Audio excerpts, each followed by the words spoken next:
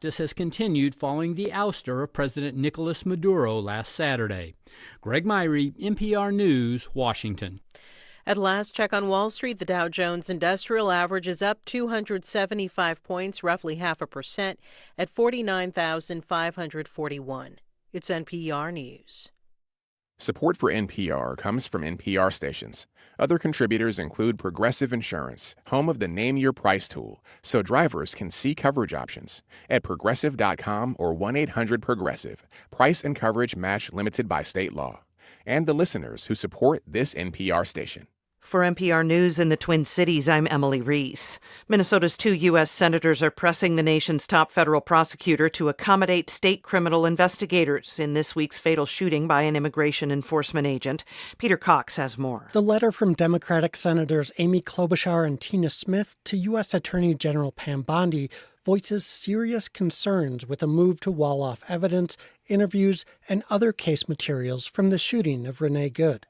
Good was shot and killed by an ICE agent in Minneapolis on Wednesday.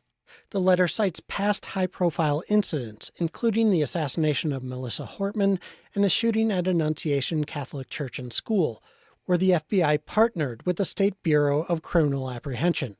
The senators also write that objectivity in the investigation is already in question after statements from White House leaders saying the shooting was justified before any investigation. I'm Peter Cox. 2 more Minnesota schools canceled classes today. Fridley Public Schools and Columbia Heights Public Schools in the Twin Cities announced yesterday they'd cancel or go to flex learning for today. Fridley school leaders said the closure was a result of fear and disruption due to ICE activity. Minneapolis Public Schools also canceled learning and activities district-wide yesterday and today.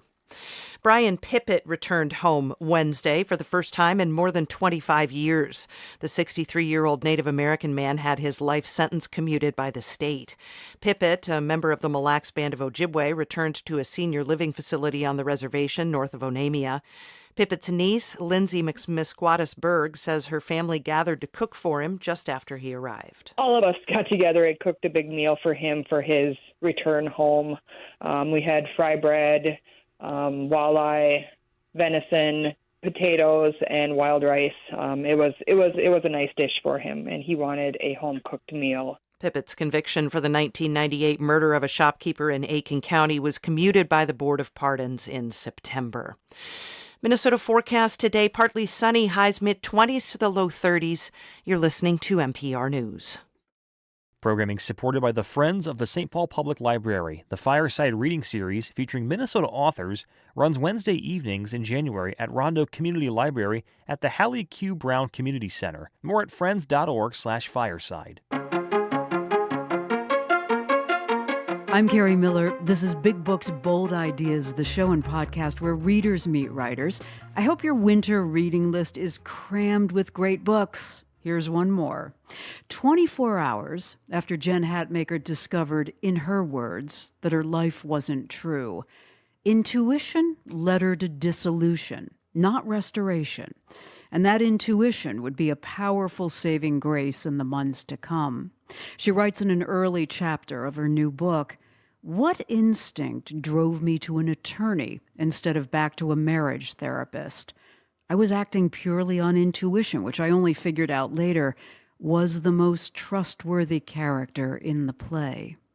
Jen Hatmaker is the author of many books, including For the Love, which is also the name of her podcast. Her new book is titled Awake, a Memoir, and she joins us from Austin, Texas. Jen, welcome to the show. It's a pleasure to talk to you. Thank you. Thank you so much for having me. Were you someone who had come to or learned to doubt your intuition, or was this, simply the most high-stakes decision you'd ever made that was shaped by intuition? Maybe both. I certainly was not raised to trust my intuition. Some combination of just the gendered narrative that most women received in our generation, in that we were, considered untrustworthy and in some cases and in some rooms, lesser than, inferior to the boys and then the men.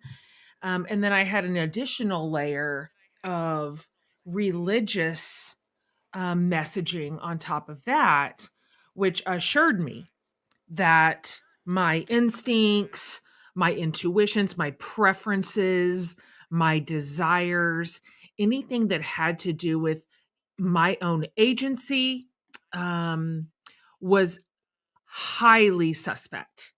That was akin to the S word in conservative evangelicalism, which is selfishness, for girls particularly. And so I was just raised that I should be highly suspicious of what I think, what I want, what my gut is telling me. And so thus it has been really the work of my adult life to reverse that story, in not just in my body, but in my life. I'm going to come back to the religious messaging that you got on intuition, but I want to say that, intuition is the concept of intuition is often attached to femininity, although if you hear men talk about it, they call it gut instinct. And I think it's lauded, highly regarded.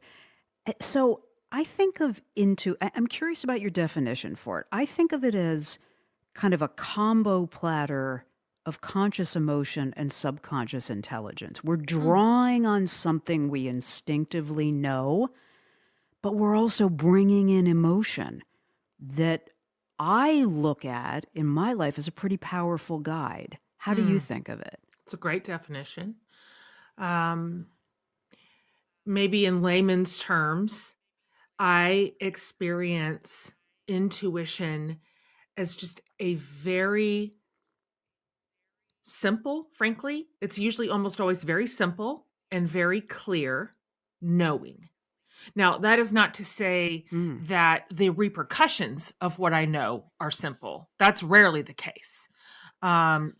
Whatever I know is likely or often highly disruptive. That if I move into that motion, I will certainly be in a place of disruption. But the knowing lives deep in my body, and it is simply my soul telling me something that is true. So sometimes that is in a really positive light, where my gut tells me this is a trustworthy person. This is going to be a really strong, relational connection. This is a safe conversation.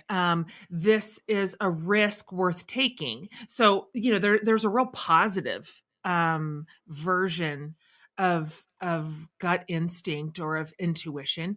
And then sometimes, and again, this is always just as clear, my intuition is saying danger, something's wrong, this doesn't feel good.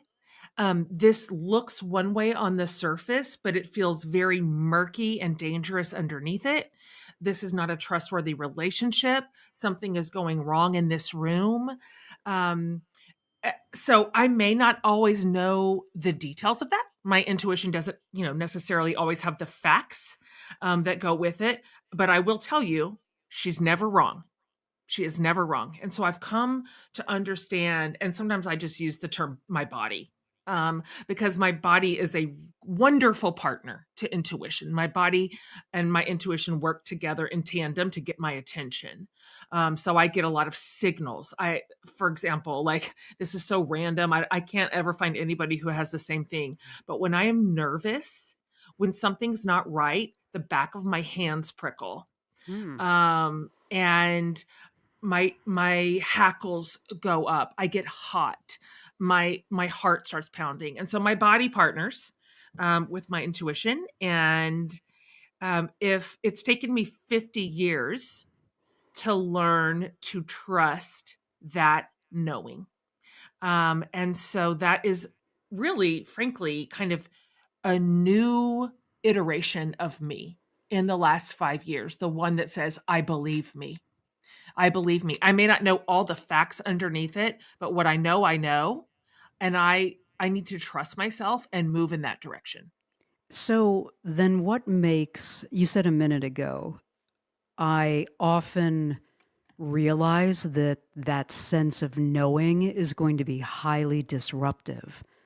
What makes it, is it disruptive to, I was raised believing this and I move through the world as somebody who outwardly shows that I believe this, or people have expectations of me and that is what is going to be disruptive? Where's the disruption come in? I can use an example, an earlier example. Closer.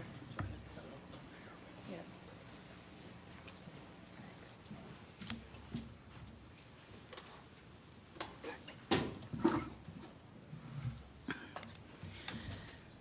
I want to start by speaking to the loved ones of Renee Macklin Good.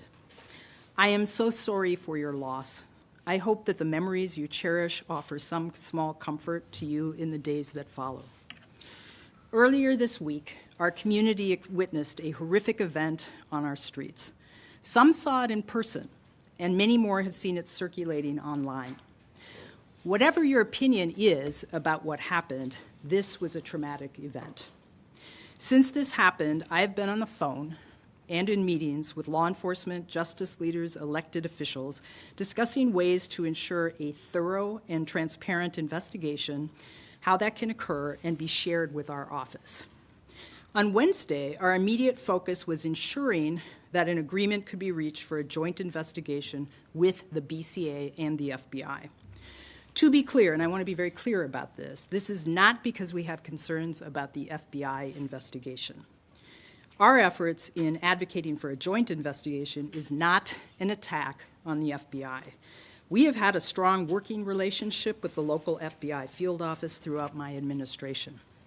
Based on a previous experience with FBI processes, we are concerned that the evidence obtained in an investigation that has only been conducted at the federal level will not be shared with our office for review. In the past, the FBI has invited us to see a high-level overview of their investigation, but we were prohibited from seeing the entire investigation or talking about what we saw in that PowerPoint publicly. While I respect the FBI's process, our community's expectations are much different in terms of transparency.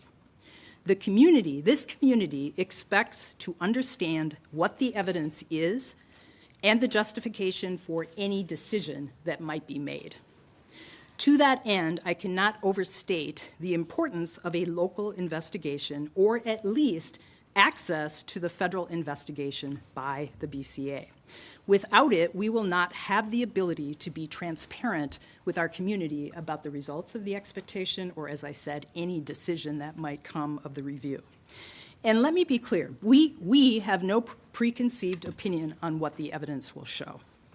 Making a charging or decline decision in an officer-involved case requires us to evaluate the evidence in the context of complicated legal issues.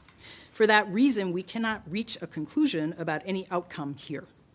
Our goal must be to ensure that a thorough investigation is completed at the local level so that our community can have transparency. We do not yet know if there will be sufficient evidence without the FBI case file to even make a charging decision.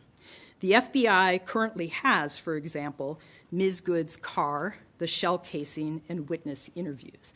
The FBI has taken the car, and so any forensic analysis that comes from that would not be available to us unless they were sharing that.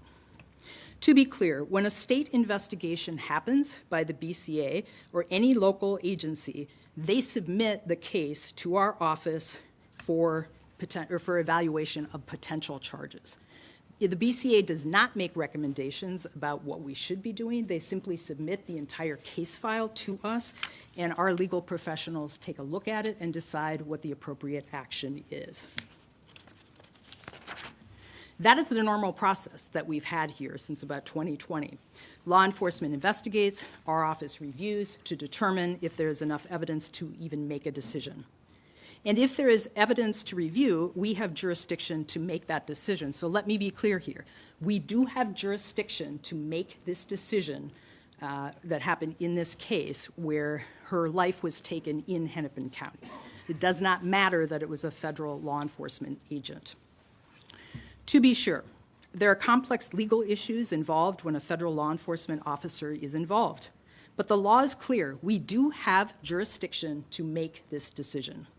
We cannot make any decision, however, if there is not evidence submitted to our office. So we are moving forward in collaboration with the Attorney General's office and the BCA to preserve any evidence and ensure that it can be reviewed. To that end, we are asking those in our community who have information or who have video or photos of the event to submit that information to our office. We are providing a secure link where people can submit this evidence. The link can be accessed using the QR code, which is displayed on the screen beside me. The link will also be posted on our website, hennepinattorney.org. Along with the evidence itself, we are asking people to provide contact information so investigators can follow up. Because it is important to collect and preserve evidence properly, we ask people to provide accurate and complete information on the form on our website. I know our community wants fast answers. I know this city feels again as if it is at the center of a national fight as you are processing everything that is happening here. And I wish I could promise a swift decision and the resolution that you want, but I cannot promise you that right now. Here is what I can promise you. Our offices will work together and have been working together on this and will continue to do so. We will continue to work around the clock to preserve, gather, and review as much evidence as we possibly can. We will be transparent with you to the degree that we can. We know that there will continue to be many questions. This is an active investigation, and I do not want to jeopardize any future decisions or processes, so there are likely to be many questions that we cannot answer right now. We know what our job is. It's not to play politics, but to ensure a thorough investigation, seek justice, and to be fair to all involved. And we are committed to doing that. Here's our Attorney General, Keith Ellison. Thank you, County Attorney Moriarty. Thank you for gathering us today. I just want to be perfectly clear. The precious life of Renee Nicole Good was important. She's a mother of 3, including a 6-year-old child whose father passed away a few years ago.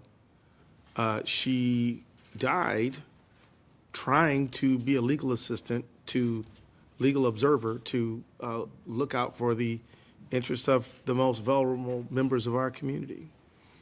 And she leaves behind a lot of people who love and admire her.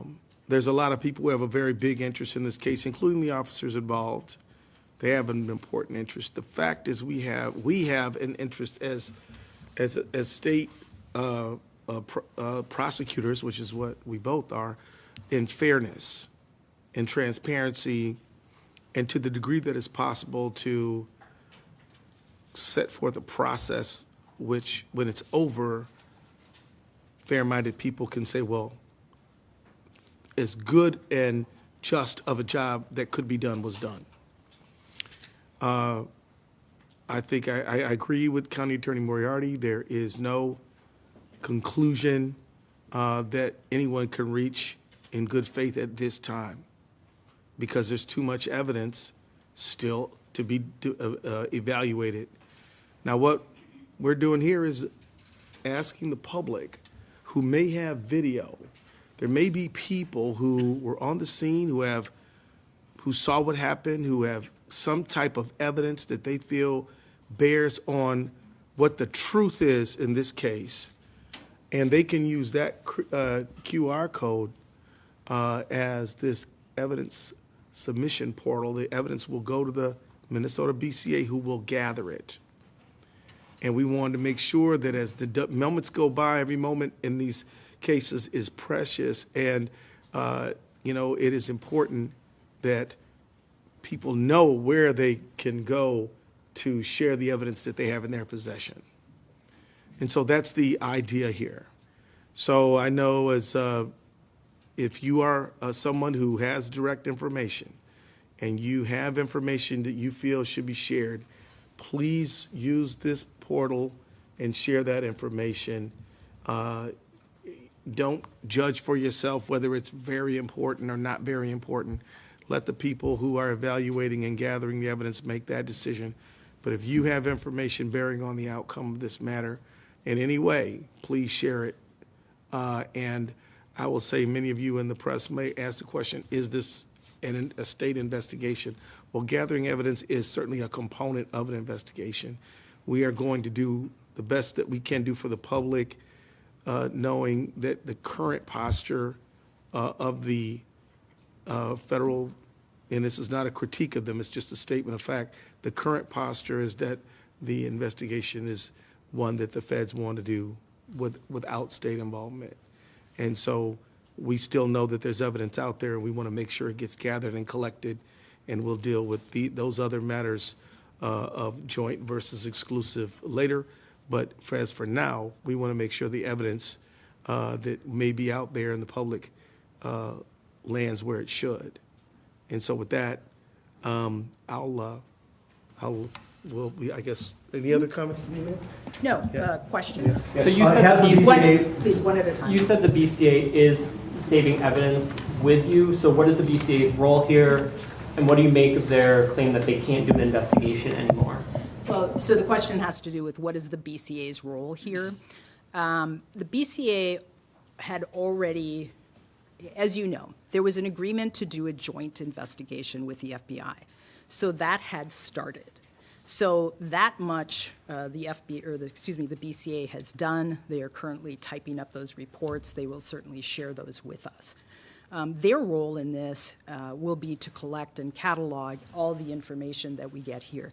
I want to emphasize, this isn't about one department or anything. As the Attorney General said, this is about all of us at a state level working together on behalf of Minnesotans who expect all of us to be able to work together to come up with transparency in whatever a decision might be. Ms. Moriarty, yes.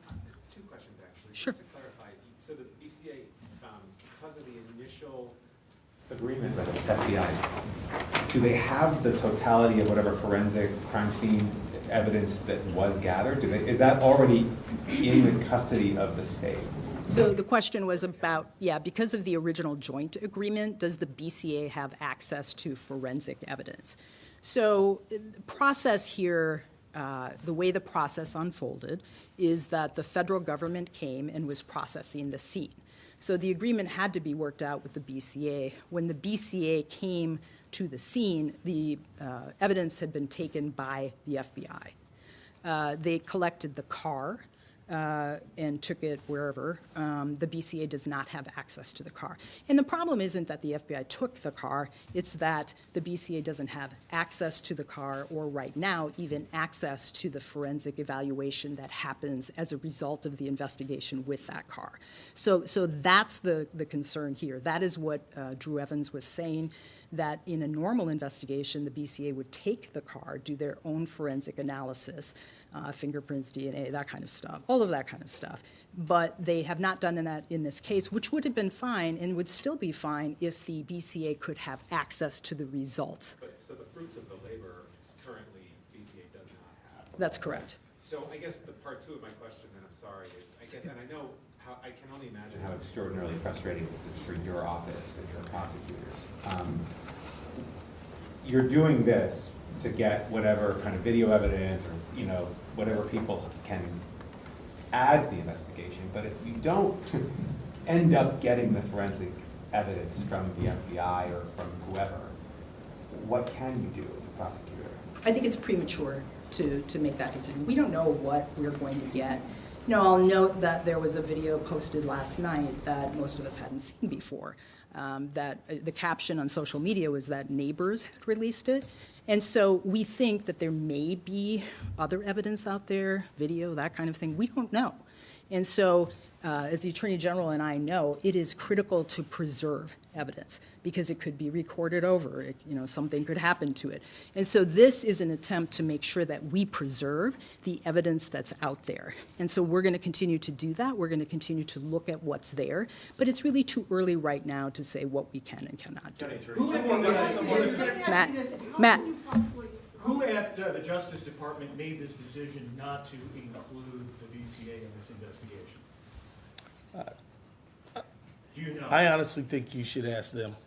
Did you get any reasoning for why the FBI was taking over the investigation? Was there any reasoning behind that you guys have heard? Maybe Mary knows more than I do. I was just informed that was the situation. Do you think it's because of the Trump administration? No, so I was also informed that, the BCA, that as far as I knew, it was going to be a joint investigation based on the conversations we had had with the federal government as well as the FBI, and then that changed. The only way I can't speak to why. Can you address how unprecedented this is? Are you going to be sharing information that you're gathering with the FBI? And federal authorities could not have been more clear yesterday that you folks had no jurisdiction. And Commissioner Bob Jacobson was asked this question yesterday, and he said that they couldn't do an investigation because they didn't have any of the evidence. Is Bob Jacobson and the BCA really on board with this? I don't see them in this room. That is not exactly what Commissioner Jacobson said. So I think it's important.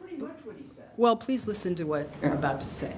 I think it's important for everybody to understand that unit in the BCA was created, I think, after 2020, with the expectation that they would do the top-notch, investigate absolutely everything, okay? What he was saying was that and this is what Superintendent Evans also said, they can't do the type of investigation that they would like to do, that they do in every case, if they don't have access to that physical evidence. That is what he's saying.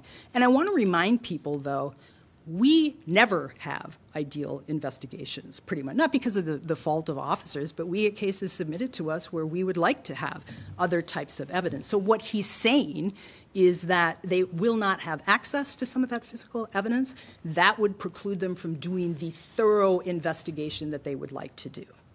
I didn't hear that right, but Yeah. is Bob Jacobson part of this? Does this go straight to the BCA, or is this something that a catch-all for you guys that you will then turn over to the BCA? And then if you'll allow me a follow-up. Yeah. So the question is, does the QR code go right to the BCA? It does not. It comes to our office, and we have an agreement with the BCA that we will be sharing it so they can catalog it. Because the goal here is to make sure we are all on the same page and we understand what evidence has been collected. And then just a follow-up to what was asked over there. Can you ultimately make a charging decision if you don't have the car with the ballistics? Like, something that is like that, where the actual evidence, piece of evidence is very important to the overall decision. Yeah, and I can't answer that right now. You don't know until you know. One last thing here. Jeff. What access do you have to the federal officers and to their understanding of the situation, and how important is that in any investigation into what happened here? So the question was, what access do we have to federal officers? Really none. And, it is like a police investigation, a local police investigation, too. Any officer can decide whether they want to give a statement or not. As always, we would like anyone who has anything to do with a case to give a statement.